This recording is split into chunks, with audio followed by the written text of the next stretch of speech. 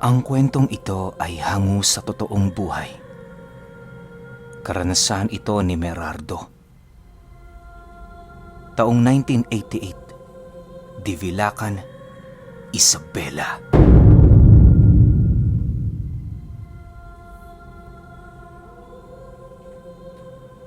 Itong mga panahong ito, nagpapastol ng mga kambing at baka itong si Merardo. Umaga pa lang, umaalis na yon sa kanilang tahanan para tumungo sa bundok. Sa loob ng 2 taon, yon ang nakagawian niyang gawain sa kanilang lugar.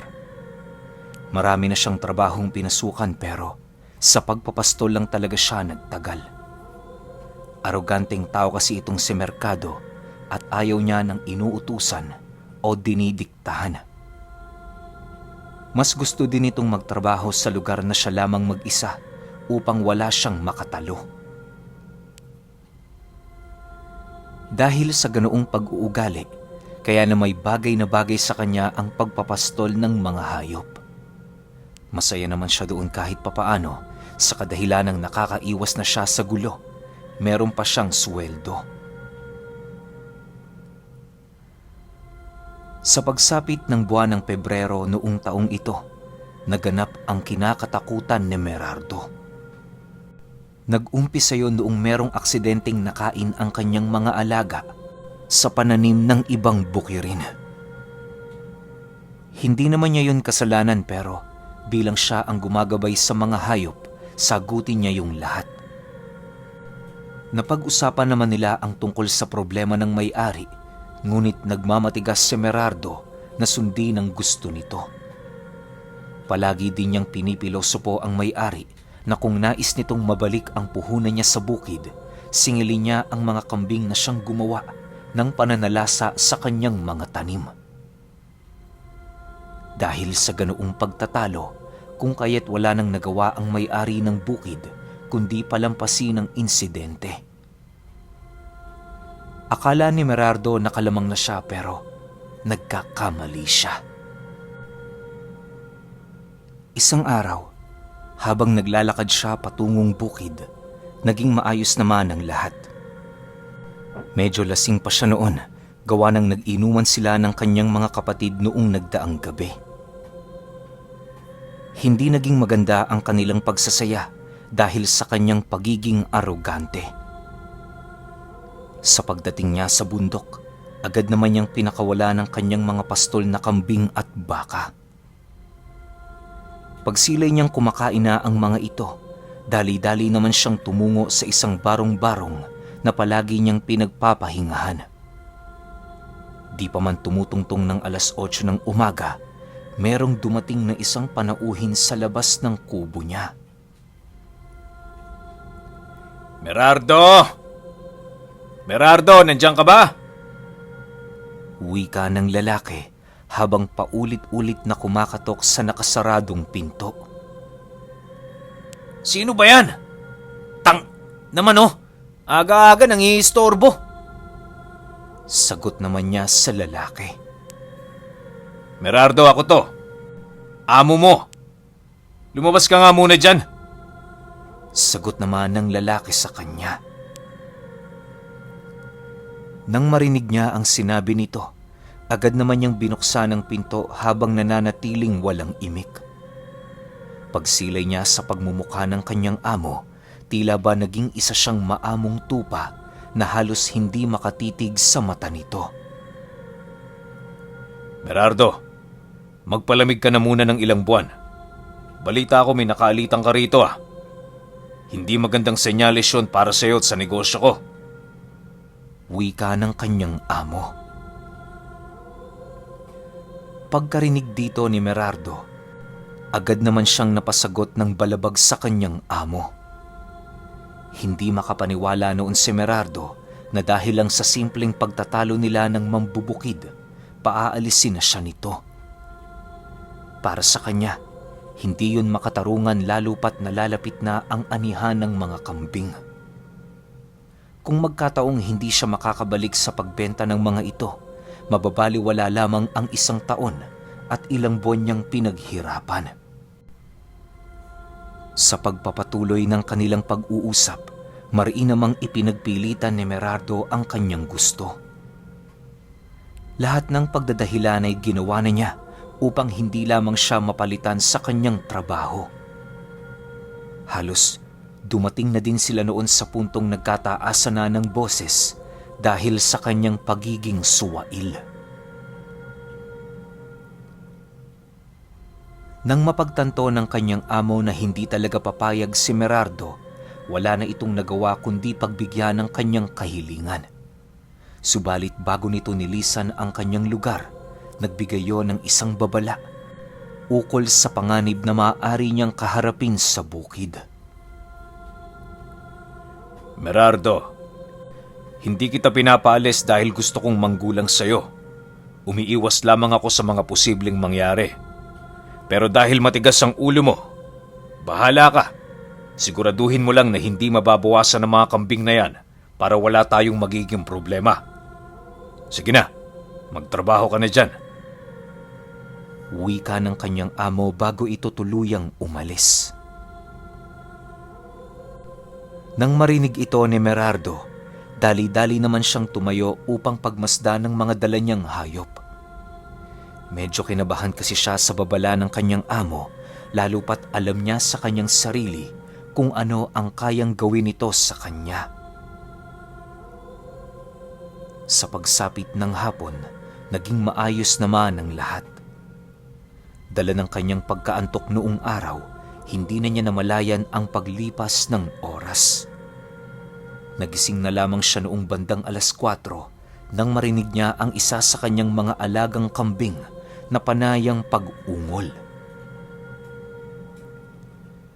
Paglabas niya sa kubo, bigla namang nanlaki ang kanyang mga mata nang masipat niya ang isang kambing na panayang pag-iyak habang nagpupumilit gumapang.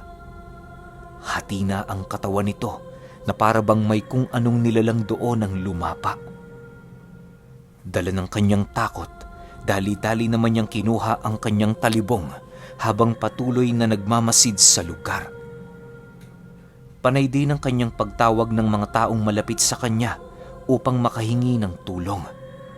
Subalit, lumipas na lamang noon ang kalahating minuto, wala ni isa ang lumapit. Maya-maya pa, bigla niyang nasipat ang isang lalaking naglalakad patungo sa kabilang bukid. Nang mamukaan niya ito, agad naman niya yung nilapitan upang kumprontahin. Bagaman malayo sa kanya ang lalaking yon, nasisiguro ni Merardo na yon ang lalaking kanyang nakaaway noong nakaraan. Hoy! Anong ginagawa mo rito? Bakit may mga dugo yung braso mo? Galit na wika ni Merardo. Sa tono ng pananalita nito, animoy ng bibintang yon sa lalaking napadaan sa lugar. Pagkarinig ng panauhin ng kanyang sinabi, bigla naman yung napatigil sa paglalakad habang nananatiling walang imik.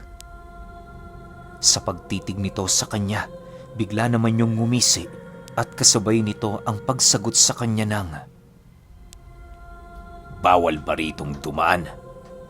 Tsaka boy, huwag kang mambintang. Kung gusto mong malaman kung ano nangyari sa kambing mo, tanungin mo ito.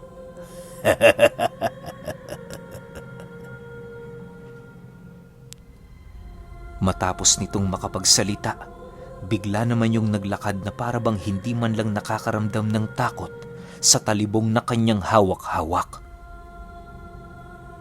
Nang medyo makalayo na ito, bigla namang nahimasmasan si Merardo gawa ng papaanong nalaman ng taong yon ang tungkol sa kambing gayong malayo ito sa daang kasalukuyan nitong dinaraanan. Ang labis pa niya noong ipinagtataka ay kung bakit napakabilis nitong maglakad kahit medyo may katirika na ang lugar na kanyang kinaroroonan. Dala ng mga katanungan noon ni Merardo, dali-dali niyang sinundan ng lalaki, subalit paglagpas niya noon sa maliit na kakahuyan, wala na siya doong nakita. Ang labis niyang ipinagtataka, malapad ang lugar na yon. Imposible namang marating nito ng ilang minuto ang ibayo ng ganun lang kabilis. Akala niya nagtago lamang sa mga talahib ang lalaki, pero sa ilang minuto niya doong pagmamasid, wala talaga siyang nakita. Maya-maya pa, bigla namang nabaling ang kanyang atensyon sa pastuhan ng kambing nang muli siyang makarinig ng mga hayop na nagsisiungol sa paligid. Sa pagbalik niya sa lugar, tumambad sa kanya ang isang kambing na nilulunon ng ahas.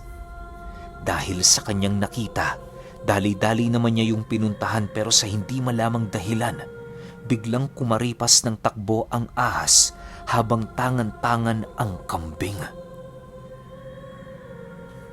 Labis yung nagbigay ng palaisipan kay Merardo, gawa ng alam niya sa kanyang sarili na hindi umaalis sa isang lugar ang ahas hanggat hindi pa nito naluluno ng buo ang dala nitong pagkain. Pagramdam niyang nakalayo na ang ahas, agad naman niyang tinipon ang mga kambing at baka na kanyang binabantayan. Binilang niya yon ng 2 beses at doon niya napag-alaman, 5 na pala sa mga ito ang nawawala. 2 kambing at 3 baka ang kasalukuyang hindi sumipot sa pagtawag niya.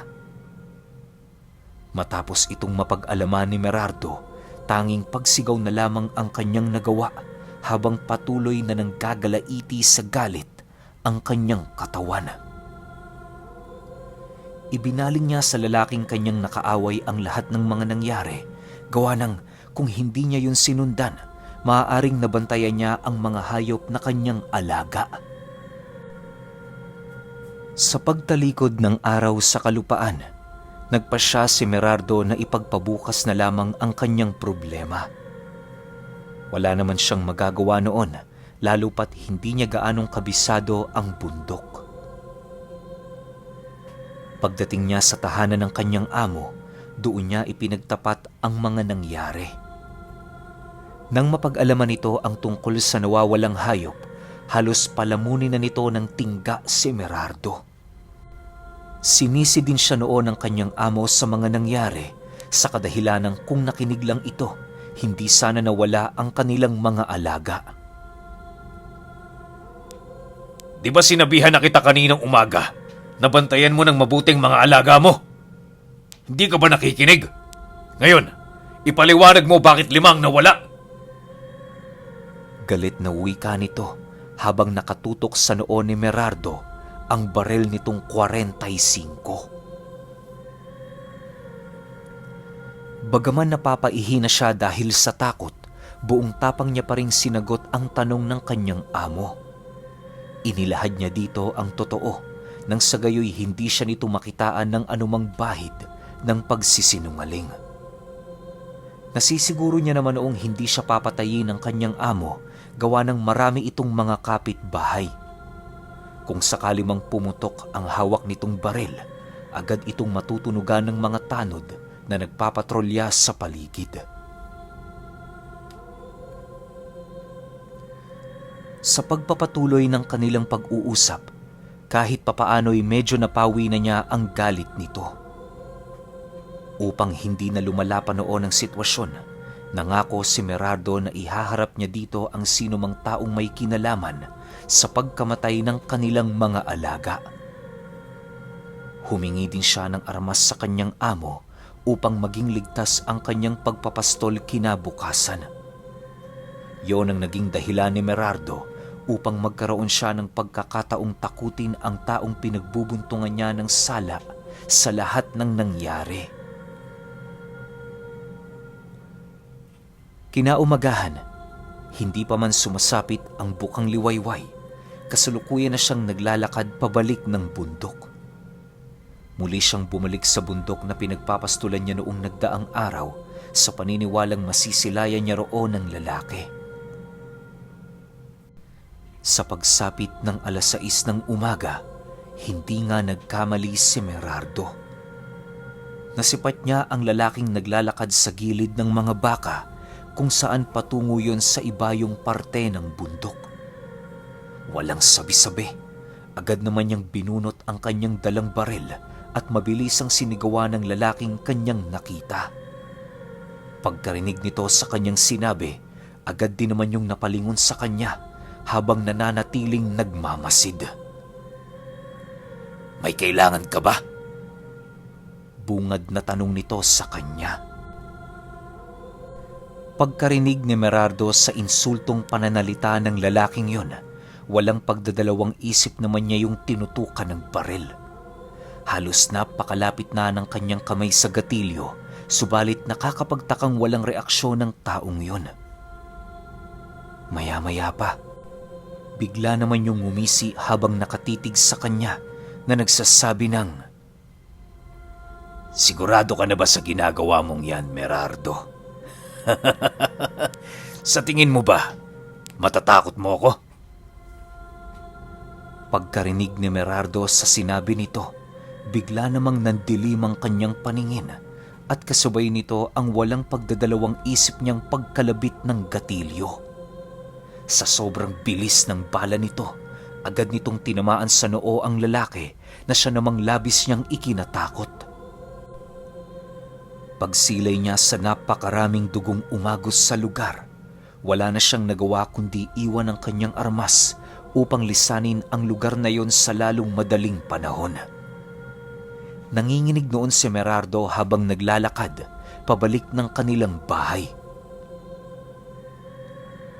Bago siya tuluyang umuwi, ibinalik niya ang mga baka at kambing sa kulungan ng kanyang amo upang hindi siya nito mapaghinalaan na merong nangyaring masama. Bale, nagpalusot na lamang siya dito na masakit ang kanyang ulo nang sa gayoy hindi na ito magtanong ng kahit ano. Sa paglipas ng oras, nananatiling tulala si Merardo. Tanghali na noon pero hindi pa siya nakakaramdam ng gutom. Palagi niya ring naririnig ang mga tanong ng kanyang pamilya pero wala siyang kapasidad na sagutin ang bawat isa sa mga ito. Ang tanging nasa isip lang noon ni Merardo, malapit na siyang maghimas ng rehas dahil sa krimeng kanyang nagawa. Inaasahan na din niya noong hindi aabutan ng gabi bago dumating ang mga pulis para dakpin siya. Subalit sa hindi malamang dahilan, sumapit na lamang noon ang 7:00 ng gabi, wala pang pumupunta sa bahay nila. Labis na siyang nananalangin noon na sana paglipas ng gabi, merong isang mabangis na hayop ang kumuha sa pinatay niyang tao sa bukid. Yun na lamang ang kanyang nag-iisang paraan para matakasan ang krimeng kanyang ginawa. Nangako din siya sa kanyang sarili na kapag binigyan siya ng pangalawang pagkakataon ng Diyos para magbago, ay gagawin niya ito. Sa paglalim ng gabi, naging maayos naman ang lahat. Maaga pa siya noong nagpahinga upang umiwas sa mga kapatid niya. Habang nasa kasagsagan noon ng pamamahinga si Merardo, bigla na lamang napamulat ang kanyang mga mata nang makarinig siya ng isang garugal na tinig sa labas ng bahay nila na nagsasabi ng, "Merardo! Merardo, lumabas ka dyan! Harapin mo ang kabayaran ng kasalanang ginawa mo!" Paulit-ulit itong sinasabi ng tinig na sa bawat mga katagang binibitawan nito, sumisigaw ito. Dahil sa pangyayaring yon, agad namang napatayo si Merardo para makiramdam sa buong paligid. Nang mapagtanto niyang hindi siya nananaginip, agad naman siyang tumungo sa sala ng kanilang tahanan upang tingnan kung meron ding nakarinig sa pagsigaw ng nilalang. Nang mapagtanto niyang mahimbing na natutulog ang kanyang pamilya, dali-dali naman siyang tumungo sa kusina upang kumuha ng sundang. Sinubukan niya ding magmasid sa labas ng kanilang bahay pero dahil sa dilim ng paligid, wala siyang nakita. Kinaumagahan, nadatnan si Merardo ng kanyang ama na mahimbing na natutulog sa kanilang sala. Hawak-hawak pa nito ang kanilang talibong. Sa sobrang gulat nito sa kanya, agad naman siya nitong ginising para magtanong kung ano ba ang nangyari. Sa unang tingin kasi ng kanyang ama, para siyang isang sundalo na sasabak sa gera. Dahil sa naaalala pa naman ni Merardo ang mga nangyari, agad naman niya yung inilahad sa kanyang ama. Nagtanong pa siya noon kung narinig din ba nito ang tinig noong gabi, subalit sa kasamaang palad, wala itong alam sa kanyang mga sinasabi. Makalipas ang araw na yon, patuloy na nagpaparamdam kay Merardo ang tinig ng lalaki. Sa ilang araw niyang pananahimik sa kanila, wala siyang naging balita ukol sa taong kanyang napatay. Doon din niya napag-alaman noon na ang iilan sa mga alagang hayop ng kanyang amo ay dahan-dahan nang nawawala. Sa loob ng isang linggo, nagpatuloy ang pagpaparamdam ng tinig na yon sa kanya. Animoy, isang napakalaking bangungot ang ganoong pangyayari sa kanyang buhay. Marami na din siyang pinagkonsultahang albularyo pero ni isa sa mga ito walang nakakapagtaboy sa tinig na yon. Isang araw, merong nakilalang albularyo ang kanyang ama na bagong salta pa lamang sa kanilang lugar. Bagaman marami pa yung gawain, nagbabakasakali silang ipatingin doon si Merardo. Sa pagdating nila sa lugar ng matanda, bumungad ito sa kanilang nagpapanday ng bahay sa kabila ng katandaan nito. Magandang umaga ho, Tiyo. Pwede ba kaming magpakonsulta sa inyo? Bungad na wika ng kanyang ama pagpasok nila. Nang marinig ito ng matanda, agad naman yung bumaba mula sa bubong ng bahay nito. Pagtitig nito kay Merardo, bigla namang napakunot ang noo nito habang sumasagot ng, "Sino ba ang kaaway nito? Grabe, sa sakit niyang yan parang hindi na siya bubuhayin."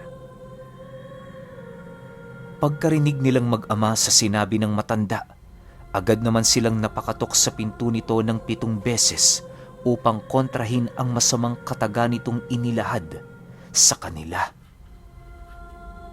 Nang mapagtanto ng albularyo na mali ang kanyang sinabi, agad naman yung humingi ng tawad sa kanila. Maya-maya pa, muli itong nagwika ng, "Pasensya na kayo't nabigla lang ako. Pero matanong ko lang, sino ba ang kaaway mo, iho?" "Wala naman ho akong kaaway, tatang. Hindi ko nga din ho alam kung bakit nagkaganito ako eh." Sagot naman ni Merardo sa matanda. Matapos nilang makapag-usap, doon na siya sinubukan nitong tingnan. Ang una nitong nakita sa kanyang katawan, marka ng aswang na nanuot na hanggang sa kanyang puso. Aminado ang albularyo na hindi lang marka ang bagay na yon, gawa ng nasisiguro nito, hindi lang marka ang nais ipakita doon ng nilalang. "Noy, kung ano man ang pinagdadaanan mo, mas makakabuting magsabi ka na. Hindi marka ito, pero nasisiguro ko sa iyo nang galing ito sa isang aswang. Sa katunayan, ito ang unang beses na nakakita ako ng ganito. Para makasiguro tayo, hanapin mo ang mga bagay na merong kinalaman sa markang ito. Malay mo, baka dahil doon magkaroon tayo ng kasagutan." Nang marinig ito nila Merardo, agad naman silang umalis sa bahay ng matanda. Pagdaan nila sa tahanan ng kanyang amo, agad naman niyang napansin na nakasarado na ang bahay nito. Dahan-dahan niya yung nilapitan at pagbungad niya sa pastuhan nito ng kambing at baka, nakita niya ang kanyang mga alagang dadalawa na lamang. Nasa gilid nito ang kanyang amo, umiiyak na parabang hindi na alam ang gagawin. Sa muling pagbaling niya ng kanyang paningin sa daan, bigla namang namutla ng husto si Merardo nang masipat niya ang lalaking kanyang pinaslang na naglalakad. Paglapit nito sa kanyang tabi, bigla yung bumulong sa kanya ng, "Kapag naubos siyang mga baka, isusunod na kita."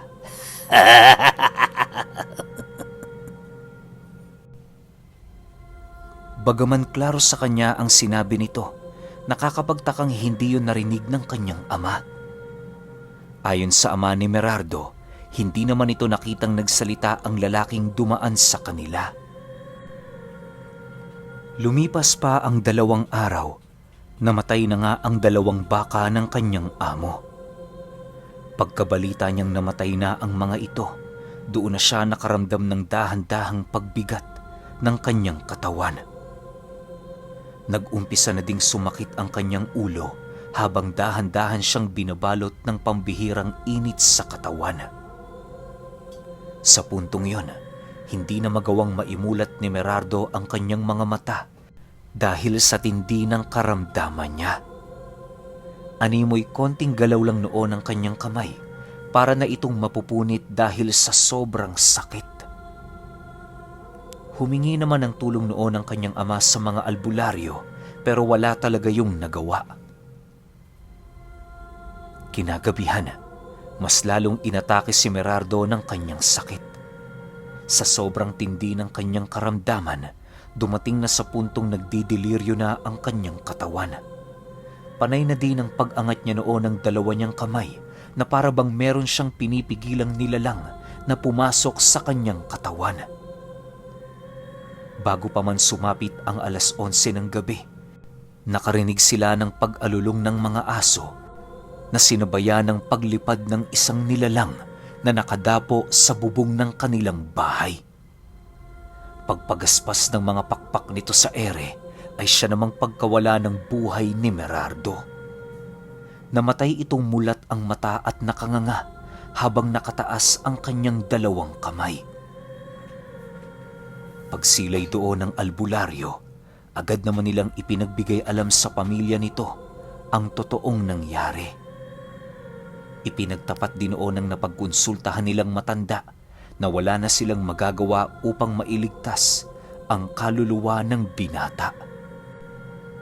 Sa pagsapit ng lamay ni Merardo, maraming naging usap-usapan sa kanilang lugar. Ang amo niya noon, unti-unting nalugmok sa utang hanggang sa dumating ang puntong nabaliw na ito. Nang mailibing na noon ang katawan ng binata, nananatili pa ring misteryoso sa ama nito ang naging huling istorya ni Merardo at ang ginawa nitong pagkakamali sa aswang noong minsan niyang ginawa ang pagkalabit ng gatilyo.